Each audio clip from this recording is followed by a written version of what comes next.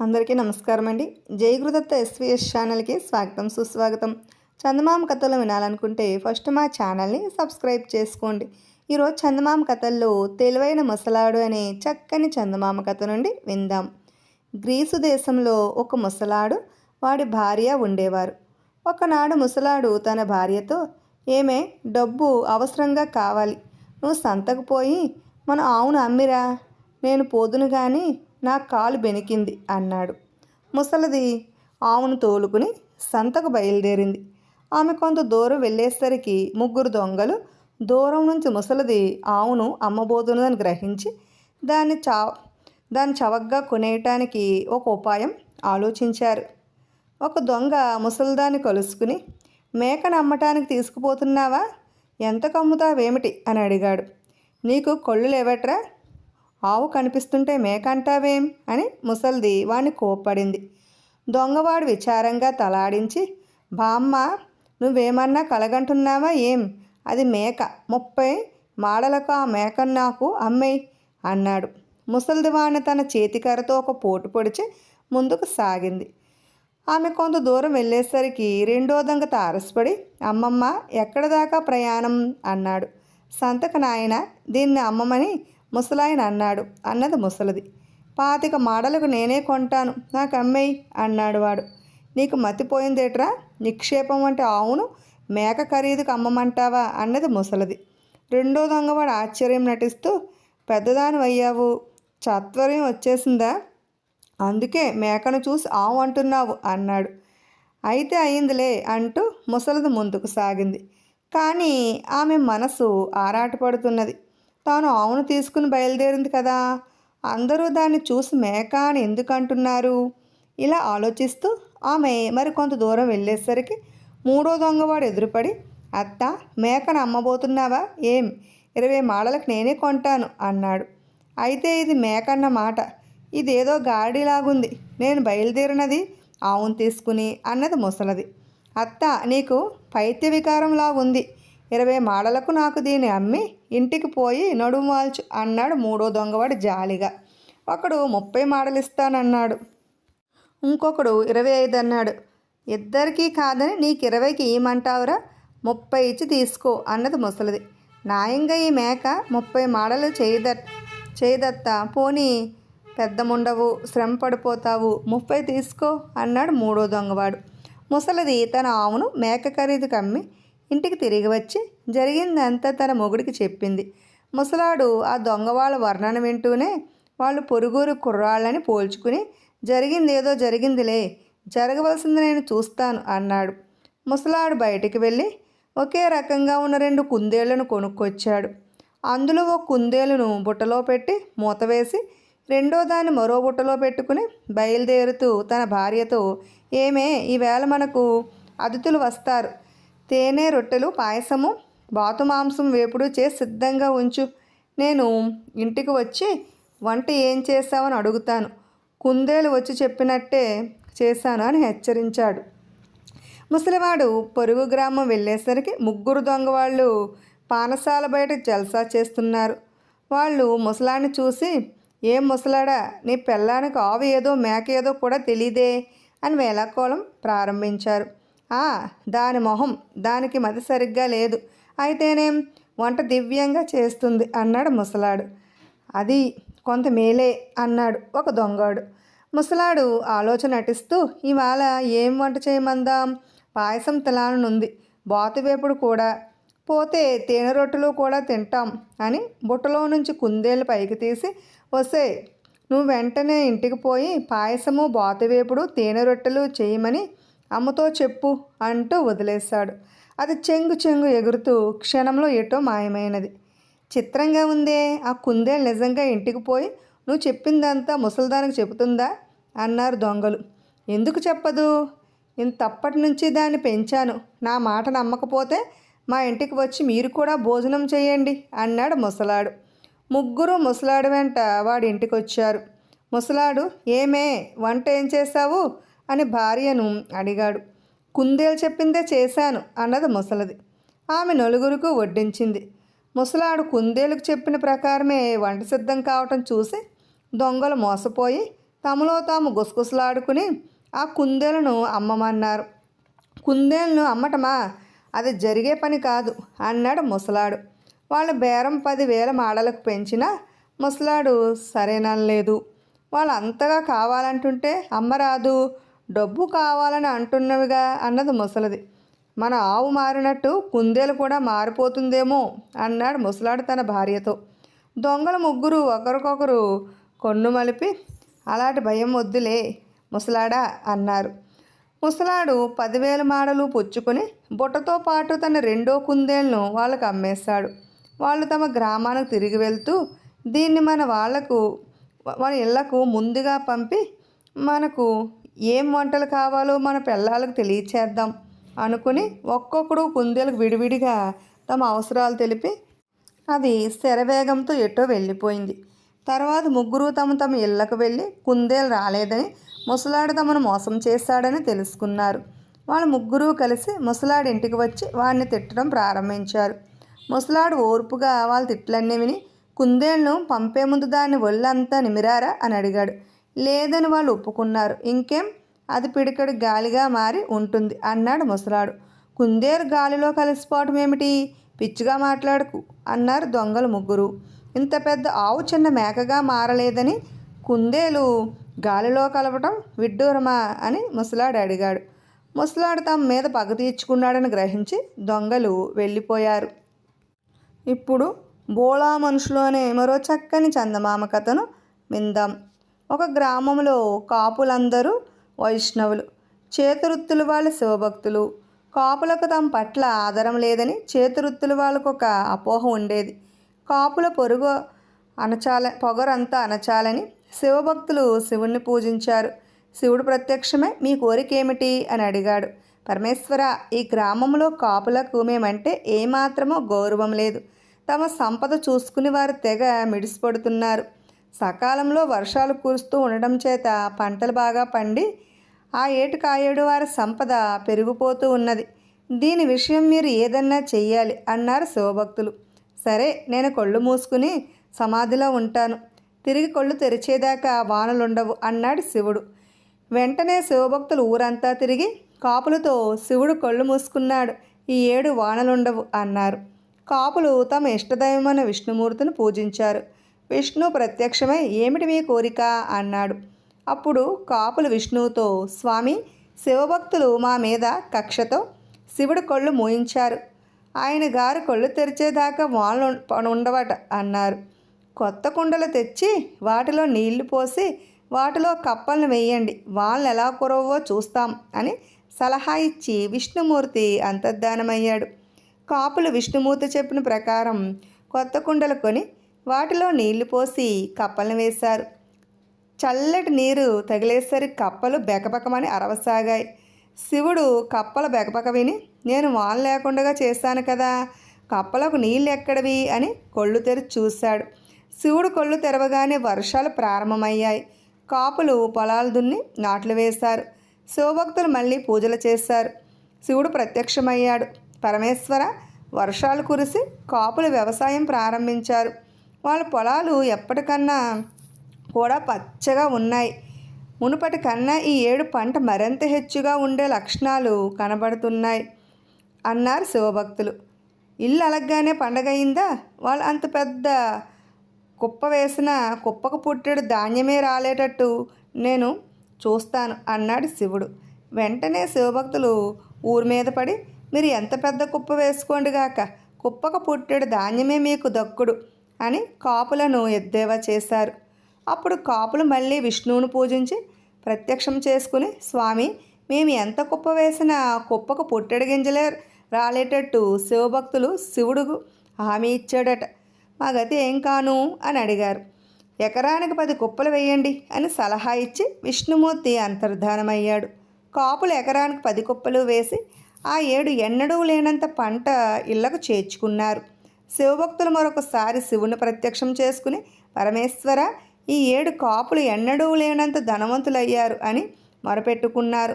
నేనేం చెయ్యను, మీ నోట మాట దాగదు, మీరు భోళా మనుషులు, నేను మీకు చెప్పినది మీరు మరుక్షణమే వాళ్ళతో చెప్పేసిరి అందుకే నేను ఎంత సహాయం చేసినా మీకు లాభించలేదు అని చెప్పి శివుడు అంతర్ధానమయ్యాడు. ఇప్పుడు దొంగకు సన్మానం అనే మరో చక్కని చందమామ కథను విందాం. పట్టు వదలని విక్రమార్కుడు చెట్టు వద్దకు తిరిగి వెళ్ళి చెట్టుపైనుంచి శవాన్ని దించి భుజాన వేసుకుని ఎప్పటిలాగే మౌనంగా శ్మశానం కేసి నడవసాగాడు. అప్పుడు శవంలోని బేతాళుడు, రాజా, నువ్వు శ్రమ పడుతున్నది సజ్జనుల కోసమా దుర్జనుల కోసమా అని నాకు సందేహంగా ఉన్నది. కొందరు రాజులు చంద్రసేన మహారాజులాగా శిక్షించదగిన వారికి సన్మానం చేస్తారు. నీకు శ్రమ తెలియకుండా ఉండగలందుకు చంద్రసేన మహారాజు కథ చెబుతాను విను అంటూ ఇలా చెప్పసాగాడు. ఒకప్పుడు చంద్రావతి నగరాన్ని చంద్రసేన మహారాజు పాలించేవాడు. ఆయన దేశంలో కోటికి పడగెత్తిన వర్తక శ్రేష్ఠులు అనేక మంది ఉండేవారు. కానీ దేశం సుభిక్షమైనది కాదు. జనం హెచ్చు భాగం దరిద్రులు. నిజానికి ఆ దేశపు సంపద వర్తకులు మాత్రమే. అందుచేత రాజు అధికంగా వర్తకులపై ఆధారపడి పరిపాలన చేసేవాడు. వారి సౌకర్యాలు చూడటమే ఆయన ప్రథమ కర్తవ్యం. రాజు అండన బికార్లు కూడా వర్తకం చేసి ధనుకులవుతున్నారు. అయితే చంద్రావతి నగరపు వర్తక శ్రేష్ఠులకు అనుకోని బెడద ఒకటి వచ్చి పడింది. ఆ నగరంలోని ఒక గజ దొంగ వెలిశాడు. వాడు దొంగతనాలు చెప్పి చేసేవాడు. ముందుగా ధనుకుణ్ణి హెచ్చరించుకుండగా వాడు ఒక్క దొంగతనము చేయలేదు. అయినా గజ దొంగను పట్టడం ఎవరికీ సాధ్యం కాలేదు. దానికి కారణం ఏమిటంటే ఆ గజ దొంగ ఒంటరిగాడు. దొంగతనాల్లో వాడికి తోడు ఎవరూ ఉండేవారు కారు. వాడిని చూసిన వారు లేరు. అందుచేత గుర్తుపట్టగలవారు లేరు. అంతేకాక వాడు తాను దొంగిలించిన అపారధనాన్ని దాచుకోక వెంటనే పేదవాళ్ళకు పనిచేసేవాడు. వాడి వల్ల ధన సహాయం పొందిన వాళ్ళు సైతం వాడిని చూడలేదు. ఈ గజ దొంగ నుంచి తమను తాము కాపాడుకోలేక వాడిని పట్టడానికి తాము చేసిన ప్రయత్నాలన్నీ వ్యర్థం కాగా వర్తక శ్రేష్ఠులంతా కలిసి రాజుగారి వద్దకు వెళ్ళి, మహారాజా, ఈ గజ దొంగ విషయంలో మీరు చూస్తూ ఊరుకోవడం భావ్యం కాదు. వీడి బారి నుంచి మమ్మల్ని కాపాడే బాధ్యత తమ మీద ఉన్నది అని హెచ్చరించారు. భటులను గస్తీ తిప్పుతున్నాను. దొంగను పట్టడానికి నాకు చేతనైన ఏర్పాట్లన్నీ అదివరకే చేశాను. ఎప్పుడో వాడు తప్పటడుగు వేసి మనకు దొరికిపోతాడు అన్నాడు రాజు. అది జరిగే లోపల మేమంతా వికారమైపోతాము. అందుచేత మీరు దొంగను పట్టినవాడికి 10,000 రూపాయలు ఇస్తామని చాటింపు వేయించండి. వాడిని సన్నిహితుడు ఎవడో ఒకడు వాడిని పట్టిస్తాడు. కావలిస్తే ఆ 10,000 మేమే ఇచ్చుకుంటాం అన్నారు వర్తక శ్రేష్ఠులు. రాజువారు చెప్పినట్టే చాటింపు వేయించాడు. కానీ అందువల్ల ప్రయోజనం ఏమీ లేకపోయింది. దొంగనెవరూ పట్టి ఇవ్వలేదు. వాడు దొంగతనాలు చేస్తూనే ఉన్నాడు. ఇంతకు ఈ గజదంగ గంగడు అనే ఒక పేదవాడు. వాడికి దొంగతనం తప్ప ఇంకే వృత్తి విద్య రాదు. అనేక వృత్తులు వాళ్ళు పస్తులుండటం వాడు చూశాడు. తాను తనలాంటి వాళ్ళ ఇంత తినటానికి గాను వాడు తన చోర విద్యను ఉపయోగించసాగాడు. ఒకరోజు వాడు నగరం విడిచి అడవి దాటి ఒక కొండ గ్రామానికి వెళ్ళి తిరిగి వస్తున్నాడు. వాడు అడవిలో నడుస్తూ ఉండగానే బాగా చీకటి పడిపోయింది. త్వరగా ఇంటికి చేరాలని వాడు వేగంగా నడుస్తూ ఉండగా ఒకవైపు నుంచి మనిషి మూలుగుతూ వినిపించింది. గంగడు అటుగా వెళ్ళి పొదల మధ్యన గాయాలతో పడి ఉన్న ఒక మనిషిని చూశాడు. ఏం జరిగింది, ఎవరు నువ్వు అని అడిగాడు గంగడు ఆ మనిషిని. నా పేరు రామదత్తుడు. మాది రాజగిరి.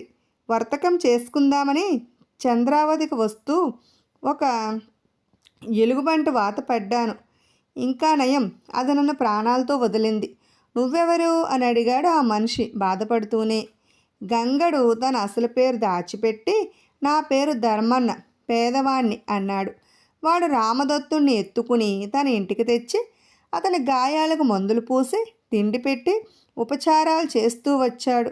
తనను కాపాడిన మనిషి అప్పుడప్పుడు రాత్రిపూట ఎక్కడికో వెళ్ళి వస్తూ ఉండడం చూసి రామదత్తుడు, రాత్రివేళ ఎక్కడికి పోతావు అని అడిగాడు.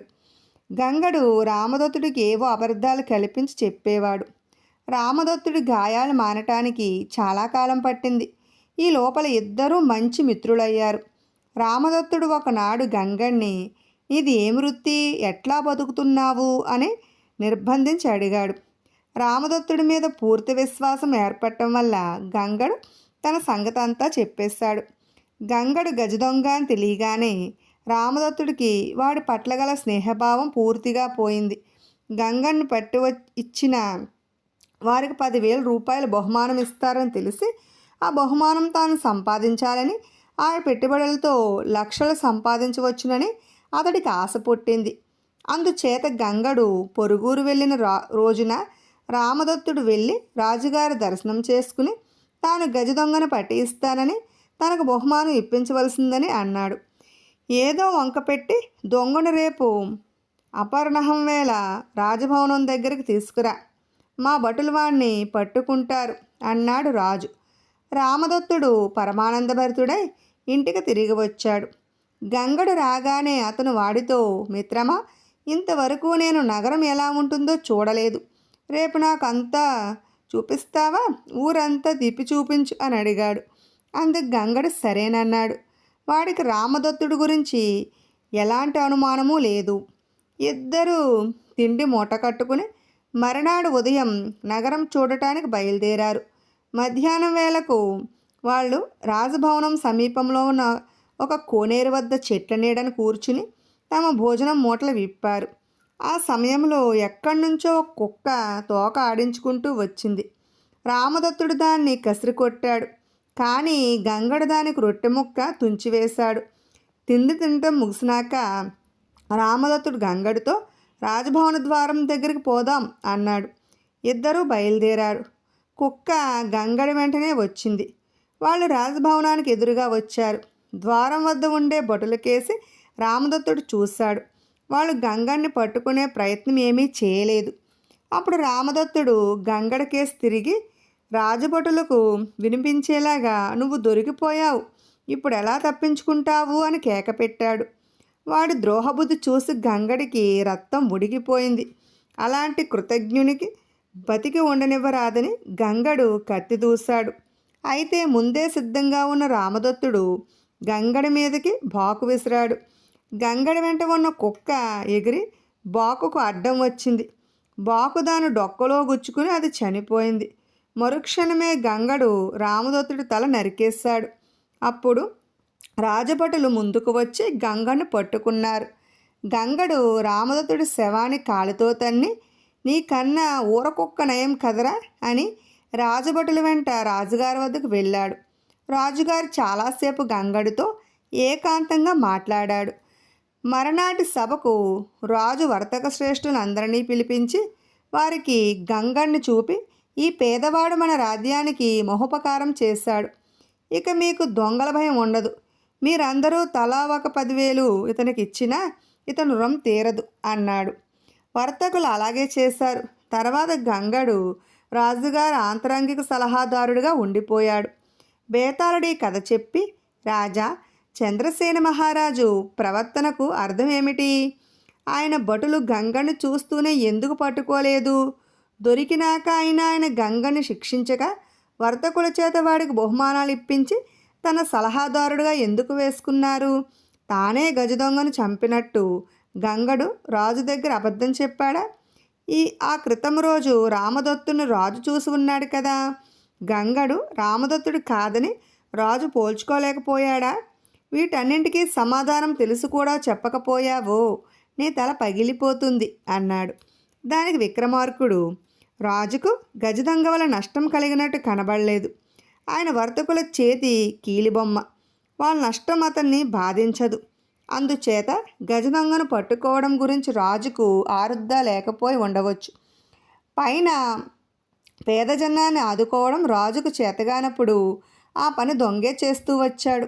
ఆ విధంగా దొంగ రాజప్రతినిధి అనవచ్చు. దొంగను పట్టిస్తానని వచ్చిన వాడు నమ్మకద్రోహి కాక తప్పదు. అందుచేత వాడి సంగతి దొంగగానే తేల్చనిచ్చాడు రాజు. గంగడు రాజుతో నిజమే చెప్పి ఉంటాడు. అబద్ధం ఆడి 10,000 పుచ్చుకోవాలన్న ధనాస వాడిలో లేదు. కనుకనే వాణ్ణి రాజు శిక్షించలేదు. వాడికి వర్తకుల చేత ఇప్పించిన సొమ్ము పేద ప్రజలకు చేరుతుందని రాజుకు తెలుసు. వాణ్ణి రాజు తన సలహాదారుడిగా వేసుకున్నది నగరంలోని వర్తక శ్రేష్ఠుల రహస్యాలు తెలుసుకుని వారి పట్టు నుంచి కొంతవరకైనా బయటపడటానికి అయి ఉండవచ్చు అన్నాడు. రాజుకు ఈ విధముగా మౌనభంగం కలగగానే బేతాళుడి శవంతో సహా మాయమై తిరిగి చెట్టెక్కేశాడు. విన్నారు కదండి. ఇటువంటి చక్కని చందమామ కథలు వినాలనుకుంటే ఫస్ట్ మా ఛానల్ని సబ్స్క్రైబ్ చేసుకోండి. బెల్ ఐకాన్ క్లిక్ చేయండి. మేము చేసిన వీడియోస్ నోటిఫికేషన్ కొరకు బెల్ ఐకాన్ క్లిక్ చేయండి. లైక్ చేయండి, షేర్ చేయండి, కామెంట్ చేయండి. Thanks for watching.